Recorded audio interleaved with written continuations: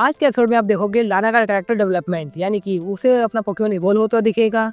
उसका जो dream Pokemon है कायोग्रे, उससे भी आज मिलेगी और काफ़ी स्ट्रगल होगा। काफ़ी अच्छी कमाल की बैटल होने वाली है एस के डुओ के साथ। तो सही में ये एपिसोड काफ़ी मजेदार होने वाला है।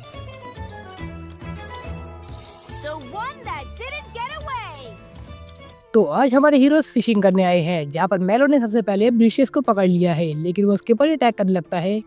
लेकिन थैंक्स टू सरीना जो उसे किक करके दूर कर देती है।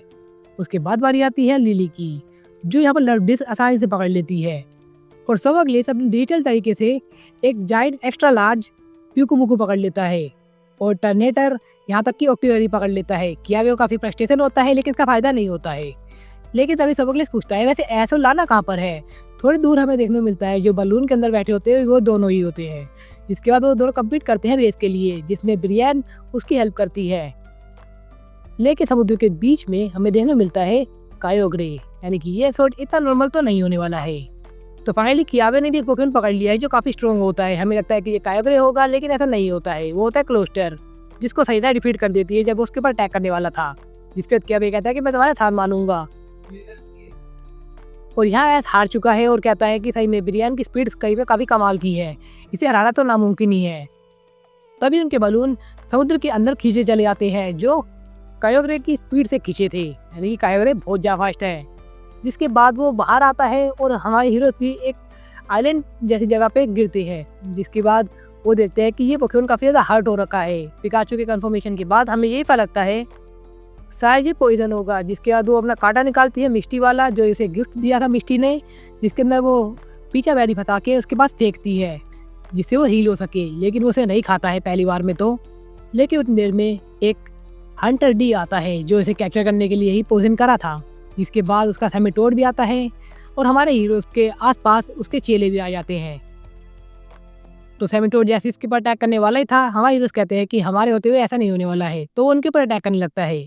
लेकिन सैंडी का डबल एज उसे काफ़ी दूर कर देता है, लेकिन वो अपना वेनासोग यूज़ करता है, जिसको बॉल बीम से काउंटर कर लिया जाता है। और तभी सैंडी टैकल करके उसे पीछे कर देती है। तब वो कहता है हंटर डी कि मैं अकेला नहीं हूँ। तब उसके पार्टनर्स भी आते हैं जो उन्हें घेर लेते हैं। तब ऐस कहता है कि हम भी अकेले नहीं है, और वो अपने चारों पोकेमोन के साथ निकालता है। जिसके बाद ये कमाल का जो डुओ होता है, यानी कि अब तक का स्ट्रॉन्गेस्ट डुओ कह सकते हैं एक टीम में ऐस की, जो इतना पावरफुल है सिवाय चाइज़ार्ड और पिकाचू को छोड़ के, क्योंकि उन्हें डुओ की तरह दिखाया गया है कई जगहों पे। तो ये इनका प्लान है कि ऐस के ये दोनों पोकेमोन और पिकाचू और सैंडी, ये चारों मिलकर इन तीनों पोकेमोन को डिफीट करेंगे। और ये हंटर डी है, ये इन पर अटैक कर रहा है अपने इलेक्ट्रिक मशीन से। तो फिर मेल्टन और राउलेट वो उसे डिस्ट्रॉय करेंगे, और वो बिल्कुल ऐसे ही कर रहे होते हैं। छोटे पोकेमोन होने की वजह से वो दिख ही नहीं रहे होते, और ये पोकेमोन तो भाई पड़ जाएंगे इन तीनों पे तो आराम से ही। और ऐसे ही हो रहा होता है, जहाँ इनका डुओ देखने को मिलता है और यहाँ इन दोनों का डुओ देखने को मिलता है। एक कमाल कॉम्बिनेशन के साथ इनकी बैटल चल रही होती है, और लाना यहाँ पर स्ट्रगल कर रही होती है कि उसे कैप्चर कर ले। जैसे वो इसे लुयर को खाएगी, उसके बाद वो ठीक होना स्टार्ट हो जाएगा। तो ये है आज का पोके क्विज। आज हमारे हीरोज कौन से पोकेमोन से मिलने वाले हैं, आपके ऑप्शंस आपकी स्क्रीन पर है। और ये हमारे पिछले क्विज के इलाइट 4 चैंपियन क्विज मैंने पिछले नहीं पूछा था, शायद इस बार मैं पूछूंगा, उसका जवाब आप दे देना। जितने चैंपियंस होंगे मुझे कोई दिक्कत नहीं होने वाली है, क्योंकि इसमें होने वाला है कि सबसे बेस्ट डुओ कौन सा हो सकता है एस की टीम में से, अगर एग्जिस्टिंग टीम को ना देखा जाए। यानी कि स्नोलैक्स और चाइल्ड का कॉम्बिनेशन दिखाया जा सकता है, इन्फर्नेप और सेप्टाइल का कॉम्बिनेशन दिखाया जा सकता है, क्योंकि यहाँ पर अब कोई टीम नहीं होने वाली है। आप बस एस के सभी पोकेमोन में से कोई दो डुओ को चुन सकते हो जो सबसे स्ट्रॉन्गेस्ट होंगे, और आप बताना कि क्यों स्ट्रॉन्गेस्ट है, उनके मूव की वजह से, उनकी टाइपिंग की वजह से, या इन दोनों की पर्सनैलिटी की वजह से। किसी तरीके से वो ज़्यादातर हावी हो सकता है किसी भी टीम पे। तो बैक टू द टॉपिक, यहाँ पर सभी पोकेमोन और ट्रेनर्स अपना स्ट्रगल कर रहे होते हैं। कोई उनकी बैंड बजा रहा होता है, तो कोई मशीन खराब कर रहा होता है। हर जगह से स्ट्रगल चल ही रहा होता है। और जैसे कायोग्रे का पोइजन होना बंद होता है, तभी आसमान में काले बादल छा जाते हैं। लिली और मेलो बात कर रहे होते हैं कि यहाँ पर तूफान आने वाला है, और यहाँ पर हमारे हीरोज अपने सभी पोकेमोन को वापस बुला लेते हैं। उसके बाद वो कायोग्रे पानी के अंदर जाता है, जिसकी वजह से एक बहुत बड़ा झटका आता है पानी का, जिसकी वजह से ये हंटर डी और उसके बाकी ट्रेनर्स जो होते हैं वो ब्लास्ट ऑफ होकर चले जाते हैं उफनेर जाने के पास। और हमारे हीरोज जो स्ट्रगल कर रहे होते हैं, क्योंकि लाना ने अभी तक उसे पीछे नहीं छोड़ा है, और लाना उसके पीछे पड़ी हुई है। और जो पानी की वेव आई थी, जिसकी वजह से ऐस और उसके पोकेमोन्स भी उड़ रहे होते हैं, लेकिन ब्रियन की मदद से वो उसको बबल में कैप्चर कर लेती है, और ब्रियन चली जाती है उसकी हेल्प करने के लिए लाना की। और लाना को अभी स्पीड में मैच नहीं कर पा रही होती है, क्योंकि वो सही में बहुत ज़्यादा फास्ट पोकेमोन है, लेजेंडरी पोकेमोन है। और ब्रियन जो ऐसा बताया था वो फास्टेस्ट है, लेकिन वो भी इतनी फास्ट नहीं हो पाती है। लेकिन तभी वो इवॉल्व हो जाती है और उसे कैप्चर कर लेती है। तब लारा से बताती है कि मुझे तुम्हारी हेल्प चाहिए होगी इसे शांत कराने के लिए, कि उसका गुस्सा शांत नहीं हुआ है। जैसे ही वो ऊपर आती है तब हमें देखने मिलता है कि सही में ऐसा ही हुआ है, वो उसका गुस्सा बिल्कुल शांत नहीं हुआ है। वो शीश कॉल यूज़ करती है जो पलेट के वो मूव है, जिसकी वजह से इसको हर्ट तो होता है, लेकिन अभी वो सब कुछ संभाल लेते हैं।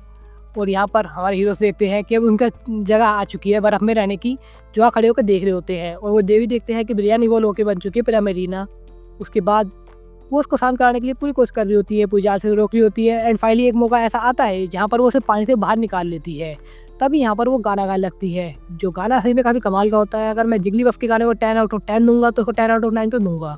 ये सही में काफ़ी कमाल का गा रही होती है। अगर आप चाहो तो मैं शॉर्ट वीडियो में इसका गाना डाल दूंगा, अगर स्ट्राइक नहीं आएगी तो एक बार सुनना, काफ़ी मज़ेदार लगेगा गाना। उसके बाद क्या था, वो एकदम शांत हो जाती है। फिर उसके पास आती है कायोगुरे के, और कायोगुरे को बोलती है थैंक्स इतना कमाल का टाइम देने के लिए, जिसके बाद कायोगुरे अपने यहाँ चला जाता है रोल करते हुए। और फिर वो अपने हमारे हीरो से मिलने जाती है, जिसके तो बताती है कि हमने कायोगुरे को देखा, उसे कैप्चर भी करने की कोशिश की थी। लेकिन मुझे लगता है कि ये एक स्टोरी बता रही है, लेकिन एज जब उसको सपोर्ट कर रहा होता है, उसे एग्री कर रहा होता है, तो ये सब हैरान हो जाते हैं कि सच में हमने यार की तो कमाल की मिस कर दी। और रोटम भी परेशान होता है कि काश मैं ये सब रिकॉर्ड कर पाता। लेकिन तभी वो देखते हैं कि यहाँ तो प्राइमरीना इवॉल्व भी हो चुकी है, जिसकी वजह से ये सब मान जाते हैं कि हाँ सही में। तो ऐसे में पूरी स्टोरी एक्सप्लेन कर रहा होता है कि ऐसे ऐसे हुआ था। तो सही में ये एपिसोड सही लगा मुझे। इस एपिसोड को दूंगा 10 आउट ऑफ 9 रेटिंग, क्योंकि कमाल का एपिसोड है। पीछे रेटिंग आप देख सकते हैं। मिलते हैं नेक्स्ट वीडियो में, तब तक के लिए थैंक्स फॉर वॉचिंग गाइस।